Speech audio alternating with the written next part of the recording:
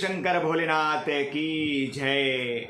हमारे एक साथी ने सवाल पूछा है कि हम असिस्टेंट लोको पायलट में हैं और कभी कभी हमको ऐसा लगता है कि नौकरी बहुत ख़राब है, मन विचलित हो जाता है, टेंशन हो जाता है और कभी कभी ऐसा लगता है कि ठीक है कोई बात नहीं। तो सर क्या करें, इसके बारे में बताइए। नमस्कार साथियों, मैं हूं एसएल डांगे और मैं जो आप कोई कमेंट पूछते हैं तो ऐसे बताता रहता हूं और कई लोग फ़ायदा उठाते रहते हैं। मेरा मकसद यही रहता है कि लोगों को अधिक से अधिक फ़ायदा हो और खुश होकर कार्य करें। तो जैसा कि उन्होंने पूछा है, तो देखिए ऐसा है कि मैं भी जब असिस्टेंट लोको पायलट में था तब क्या कभी कभी 12 घंटे नौकरी हो जाती थी, कभी 14 घंटे, कभी 15 घंटे भी हो जाती थी। तो कभी कभी ऐसा लगता था यार कहाँ फंस गए, बहुत बुरी नौकरी है। और कभी कभी जब वापस नॉर्मल स्थिति हो जाती थी तो अच्छा भी लगता था। तो ये जो जॉब है ना रनिंग स्टाफ का, इसमें बार बार कठिनाइयाँ आती ही रहेगी आपके जीवन में। देखो, कभी छुट्टी नहीं मिलेगी, कभी समय पे खाना नहीं मिलेगा, कभी आपको शौच जाने की इच्छा होगी लेकिन शौच के लिए उपयुक्त स्थान नहीं मिलेगा, तो उसमें भी आपको काफ़ी तकलीफ सहन करनी पड़ सकती है। इसलिए हमको कभी कभी ऐसा लगता है कि यार बहुत बुरी नौकरी है, बहुत परेशानी है। तो इसमें आपको विचलित नहीं होना है।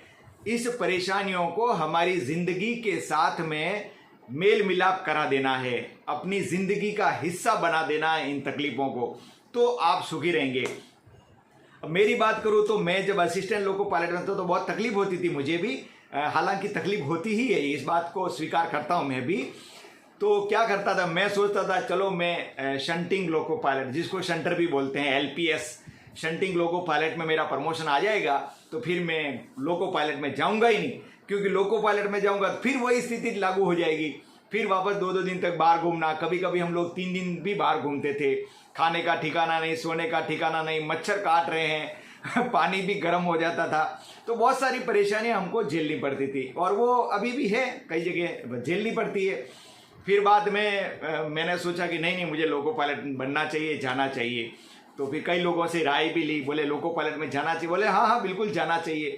तो मैं गया और फिर बहुत अच्छा लगा। तो आप भी, आपके मन में भी कई बार ऐसे सवाल आएंगे, इसलिए मैं वीडियो के द्वारा आप सभी को बताता हूँ। उनको पर्सनल मैंने जवाब नहीं दिया, मैंने कहा कि वीडियो बनाकर आप सभी के लिए एक प्रेरणा दूंगा कि आपको क्या करना चाहिए। तो कभी कभी ऐसी परिस्थितियाँ आएगी तो घबराना बिल्कुल नहीं है और आपको अपना काम करते रहना है और हमेशा दिमाग में एक बात को याद रखना है, बार बार उसको रिपीट करना है, ये परिस्थिति सदैव नहीं रहेगी या ये वक्त भी चला जाएगा। तो जो वक्त आता है, बुरा वक्त आता है, वो चलता रहता है, कठिनाइयाँ आती रहती है, सुख दुख, सुख सपना दुख बुलबुला, दोनों है मेहमान, दोनों बीतने दीजिए जो भेजे भगवान। जीवन में भी, आपके परिवार में भी आप देखना ना, कई बार ऐसी परिस्थितियाँ आएगी कि आपको लगेगा अरे यार बहुत मुश्किल हो गई, अब क्या करूँ क्या नहीं करूँ, बहुत परेशान हो जाएंगे आप। ऐसी बड़े बड़े परिवार होते हैं ना, जो अरबपति खरबपति, उनके परिवार में भी ऐसी तकलीफें आती रहती है और उनके काम धंधे में भी ऐसी तकलीफें आती रहती है।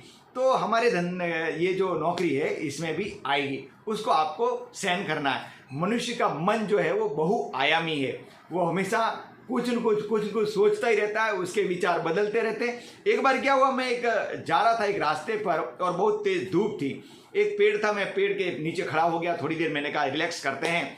तो सामने एक घर था, तो वहाँ से खिड़की में से एक व्यक्ति ने एक पानी का जग दिखाया, बोले पानी पीना है क्या। हालांकि उन्होंने मुंह से क्या बोला मुझे सुना ही नहीं दिया, मैंने भी इशारा कर दिया हाँ पीना पीना, मैंने जो बोला उसको सुना ही नहीं दिया। अब मैंने सोचा वो पानी लेके, उन्होंने ऐसा किया मैं लेके आता हूँ ऐसा करके, तो मैंने सोचा पानी लेके आ रहा, मैं खड़ा रहा 5 मिनट 10 मिनट हो गए, वो तो आया ही नहीं यार।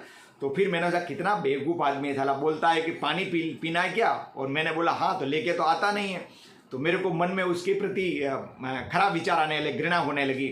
तो फिर बाद में थोड़ी देर बाद 10 मिनट बाद वो आ गया, सचमुच में एक जग लेके आया और आके बोला माफ़ करना, मेरे को थोड़ी देर हो गई, मैंने सोचा कि आपको नींबू की शिकंजी बना के पिलाऊं।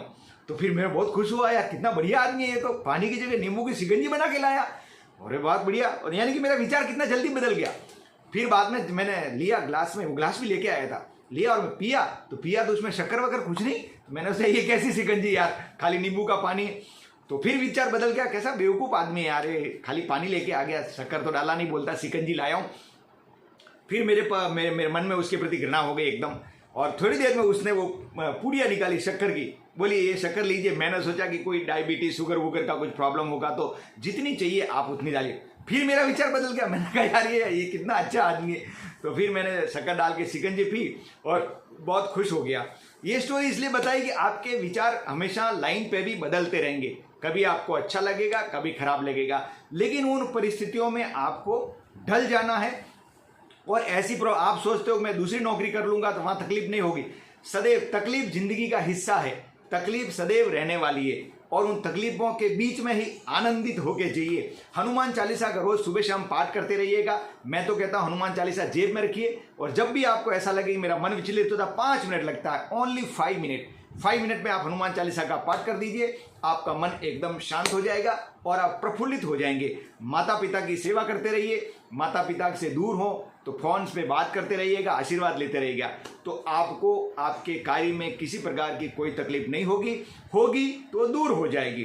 तो इस प्रकार और इतना कहने के बाद भी भगवान कृष्ण ने अर्जुन को उपदेश दिया 18 अध्याय में और बाद में बोला कि मैंने जो कहना था कह दिया, अब आपकी इच्छा हो वो करो।